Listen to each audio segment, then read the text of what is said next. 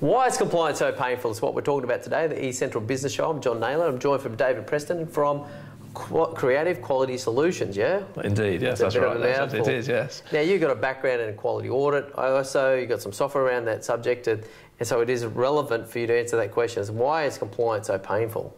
Compliance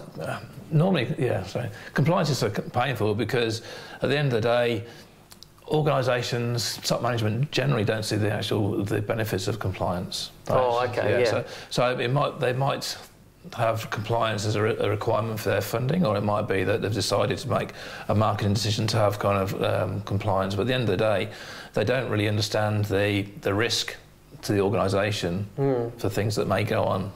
So what do you mean by risk? Well, the legal liability you're talking about? Or? Indeed, that's right, yes. So at the end of the day, the managing director or CEO, they're ultimately responsible for anything that goes on in their organisation.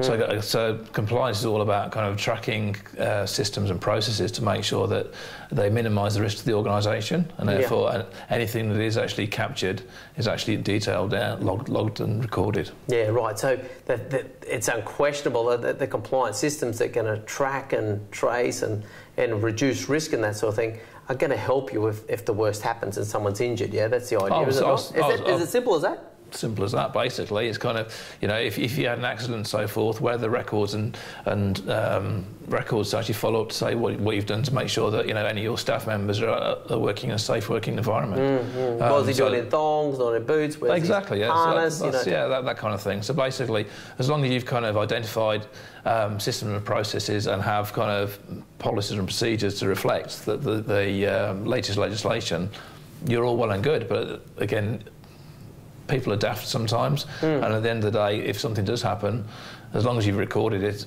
you know what you've done about it and taken action to minimise those if it's happening again, that's all that compliance is about, basically. Yeah, so, and that keeps you out of the hot water at least. Oh, indeed, yeah. It gives you a leg to stand on. It does, yes. Preferably two, I imagine. Yeah, okay, cool. But there's other pain points about that. Like normally, compliance and ISO is seen as a thing that's an enormous overhead of time at all levels of staff, yeah? Oh, indeed. Compliance, if it's not sold in from the top, at the end of the day, kind of the average staff member sees it as a kind of an encumbrance on them, saying, well, why do I need to get involved with you know, policies and procedures and so forth. But if it's sold properly and the systems and processes, it's what they do naturally. But everyone has this big thing about, oh, quality, I need to do something extra above and beyond what my position description says.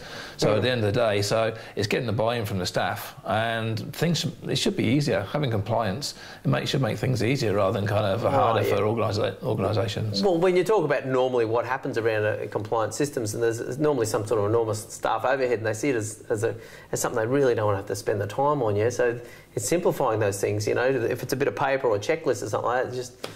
Oh, for me, I don't like paperwork. I've been an auditor.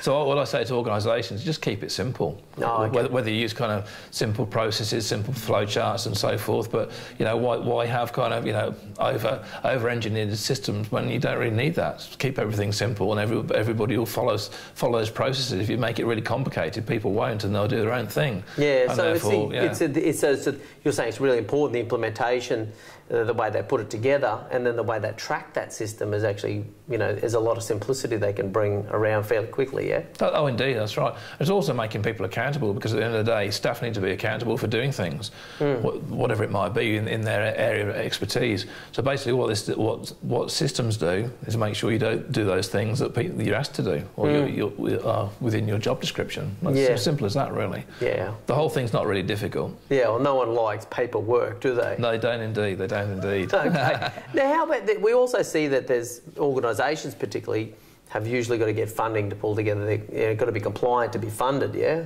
So and once again, they sort of say, well, why do we have to do that? We want to do this for our community. We want to do this for the people we're helping. Indeed, I find that all the time. The fact is that at the end of the day, kind of community organisations, they don't have the time or the resources to actually kind of, you know, maintain quality systems. It's just, you know, again, it's something they have to do to receive funding, but at the end of the day, they'd rather kind of outsource it maybe, or kind of have somebody else look after it, because their key focus is looking after the people they support, and therefore, you know, having systems and processes in place, but is good. But at the end of the day, you know, monitoring and tracking all that kind of stuff, maybe it's a pain to them, so it doesn't get done. Yeah. But anyway, so well, that's probably a lot of pain that we've got through there in about 5 minutes flat, I think, which is well done to you. Normally things take a bit longer than that. But anyway, look, let's talk about some of the positives then, I guess, is probably what's relevant here. So you mentioned to me earlier about lost opportunity. What do you mean by that?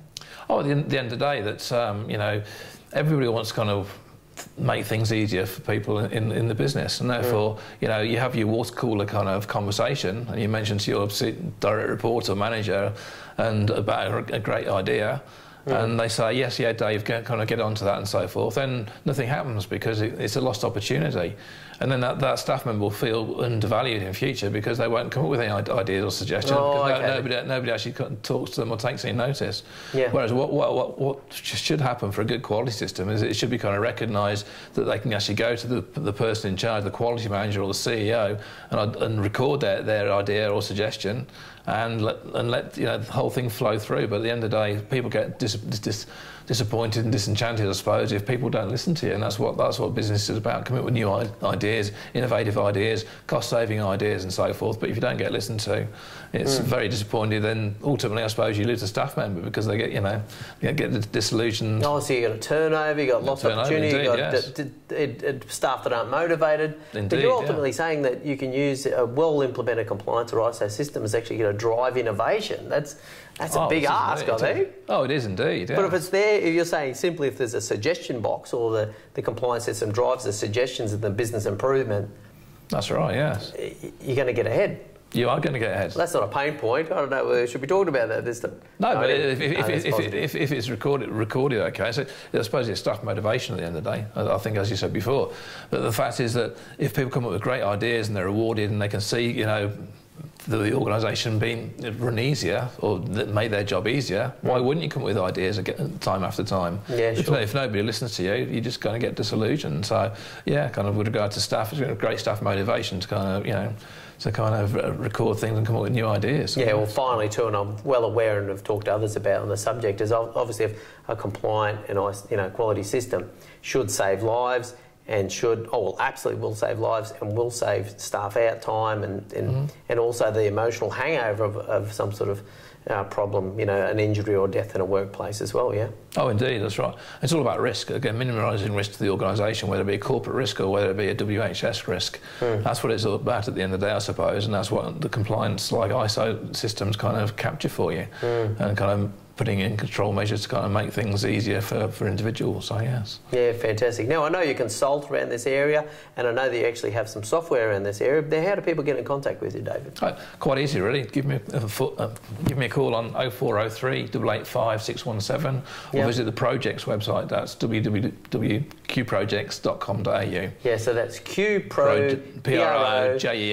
JX.com.au, yeah? That's right. Oh, fabulous. Look at the shirt. Oh, there you go. Got you covered. We're on the shirt. All right, David, thank you very much for coming on the show. That's another episode done of the eCentral Business Show. I'm John Naylor. Thank you very much for watching another episode of the eCentral Business Show. What we're doing on the eCentral Business Show is we're bringing you business leaders and the best of the knowledge. We want to bring them on the show and release that content so that that's something that we can share with you by this easy to consume format.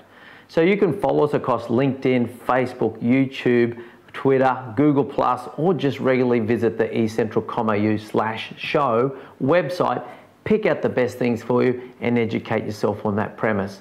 Now there's video content there for you, so you can just watch the video and inform yourself in your own time. We've also now podcasting that content as well, so it's really simple to consume. You can listen to it on the way to work in the car or during your daily exercise regime.